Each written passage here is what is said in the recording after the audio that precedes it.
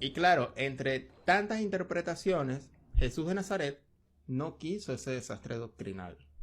Pero estamos en el siglo XXI, ya hay más de 20 religiones sobre Jesucristo. Entonces este es un problema, porque como reflexionamos en el video anterior, se creen que tienen la verdad, pero no se exponen a otras fuentes de información porque temen de que el seguidor, el que inicia en su religión, los rechace. Porque hay contradicciones. Quizás no tanto en la parte de la Biblia, sino tanto en las contradicciones que tienen entre ellos mismos en sus interpretaciones. Y eso es lo delicado del asunto, porque vemos después que hay más de 10 formas de ver a Jesús. Parece ser que hubiera 10 dioses distintos cuando estamos hablando de un mismo libro, de un mismo maestro y de un mismo Dios. Y esto es delicado. Como otro punto a detallar, María, la madre de Jesús, nunca fue virgen. En realidad esto fue un error de traducción, que de ahí parte todo este sistema de creencias de que María, la madre de Jesús, fue virgen. La Virgen concebirá y dará a luz a un niño al que se le dará el nombre de Emmanuel. En las Biblias alemanas está escrito la Virgen, nota. El término hebreo alma no significa virgen, sino joven doncella. Ha concebido y está a punto de dar a luz, porque en hebreo está escrito esto: alma, ara, yodelet, que significa exactamente esto. La chica joven, no virgen, chica joven, está encinta y esto es el participio presente, yodelet, y va a tener un hijo. La chica joven ya está encinta y va a dar a luz. Eso es todo, no hay nada que descubrir, es suficiente con leer lo que está escrito. Entonces la Biblia alemana ya no tiene concebirá, sino ha concebido, porque es sabido que una chica que ya está embarazada ya ha concebido. Por lo tanto, la profecía, la más importante de las profecías de Isaías sobre la venida de Cristo, está, pero ya no está, porque nunca estuvo en la Biblia hebrea. Y no es Villino el que lo descubre. Villino dice, mirad que esto, entre otras cosas, hará, traducido como concebirá, ni siquiera es un verbo, es un adjetivo, embarazada. El problema es que nunca estuvo. Sin embargo, en los evangelios se cita este pasaje y está escrito, como ha escrito el profeta, la joven, y aquí está el verbo en futuro, concebirá y alumbrará. Porque los evangelios están escritos en griego y las traducciones de los evangelios no las puedes cambiar porque en los evangelios está escrito eso. Porque los evangelios se basan en la Biblia escrita en griego en el Egipto del siglo III a.C., que para los hebreos es, con justicia, la definen así, una desgracia para la humanidad. Entonces estará el evangelio que dice, el profeta ha escrito, el alemán que tenga la nueva Biblia irá a consultar lo que ha escrito el profeta y verá que el profeta no lo ha escrito. Y de aquí partimos como otro punto, que es que el pecado original no existe.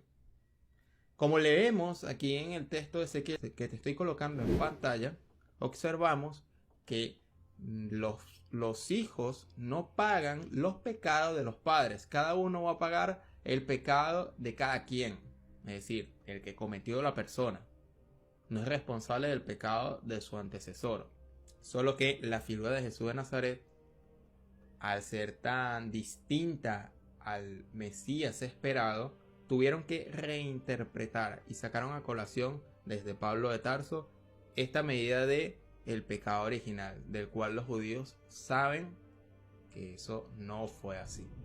La cuestión de Adán y Eva fueron otras razones, del cual no voy a explicar en este video, sino que te invito a que los investigues. Ha divinizado a Jesús. Dirán ustedes, vaya un disparate. No, no es un disparate. No es un disparate. Jesús, si yo digo que es un hombre y que es un judío y que siempre tuvo la religión judía, tuvo como Dios a Yahvé y jamás, probablemente jamás, se sintió más hijo de Dios que lo que podía sentirse un profeta. Es decir, poco a poco, lo que se dará en estos orígenes plurales del cristianismo es que la idea de un hijo de Dios muy tolerable por los judíos, es decir, un contacto especialísimo del rey, repito, o del profeta, o del ungido, o del sumo sacerdote, o del Mesías con Dios, a pasar a ser considerado como hijo real.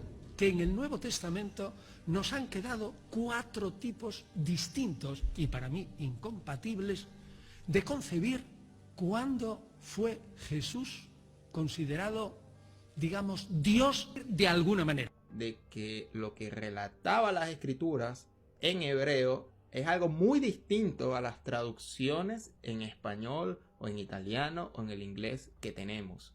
Es una traducción muy vaga y muy difusa de la riqueza del hebreo, donde una palabra hebrea puede tener varios significados. Y ese es el problema del cual, cuando se pudo traducir hacia otros idiomas, de la Septuaginta, de los 70, ahí empiezan las confusiones. Porque ocurrió ese error de traducción, como lo fue el traducir mujer joven como mujer virgen, creando doctrinas que hasta el sol de hoy se sigue creyendo. Y Jesús de Nazaret no pudo ser nacido de una virgen, porque de ser así hubiera sido un bastardo, porque las leyes judías prohíben la aceptación de una persona, de un hombre en el templo, si tiene una enfermedad mental, una enfermedad física o un nacimiento extraño no aceptado por las leyes judías o por el mismo Yahvé. Y como vemos en las acusaciones de los judíos, de los doctores de la ley hacia Jesús, nunca hubo una acusación de un nacimiento virginal, porque esto hubiera sido una de las peores cosas antinaturales a los ojos de la ley judía. Pero en ningún momento hubo esa discusión, precisamente porque no había discusión.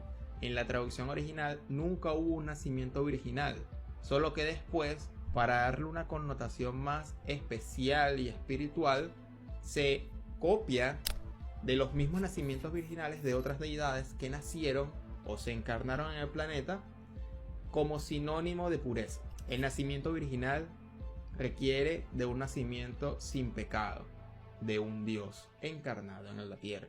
Y esto se repite constantemente en otros dioses anteriores de Jesús, y que luego el cristianismo copia y se da crédito a sí mismo que Jesús también nace de una virgen. Cuando se habló del pecado original, la pregunta respondió primero el rabino principal. Acá se pone dificultoso hablar porque no quiero ofender la sensibilidad de nadie, porque para los judíos el pecado original no existe, porque en la Biblia no está. Y por eso él dice, con razón es dificultoso hablar de esto, porque no quiero ofender, habiendo cristianos que creen en el pecado original, era incómodo, así que por eso dice, no quiero ofender la sensibilidad de nadie. El pecado original es un concepto que empezó a introducir el apóstol Pablo en la carta a los romanos, donde dice que por culpa de un hombre, Adán, el mal, el sufrimiento, vino al mundo, y que gracias a este otro hombre, que sería Jesucristo, se vuelve a tener la esperanza. Así que el concepto del pecado original comienza a elaborarlo Pablo, y después lo tomará San Agustín de Hipona, y ahí comenzará la gran fábula. El biblista valdense dijo, ya sabrán que el pecado original es el de la desobediencia, ¿no?, de Adán y Eva. Ahora bien, entre Génesis 3, donde está el relato de esta desobediencia, y Romanos 5, la carta a los romanos escrita por Pablo, en la cual el apóstol Pablo dice que por medio de un hombre la muerte entró al mundo, no hay coincidencia. Y más bien, uno al leer a Pablo se puede preguntar de dónde sacó esa idea. Y yo estoy de acuerdo con él, entonces paremos esta farsa, ¿no? Empecemos a preguntar de dónde sacó esa idea desde el momento en que no está en la Biblia. El católico dijo, hay que separar el concepto del pecado original del concepto plánico, es decir, que si los padres han pecado, los hijos sufren las consecuencias. Una situación de este tenor, según mi punto de vista en el Nuevo Testamento, es ampliamente contradictoria, pero también desafortunadamente es ampliamente usada por la teología. O sea, continuamos o yo me voy a comer una pizza.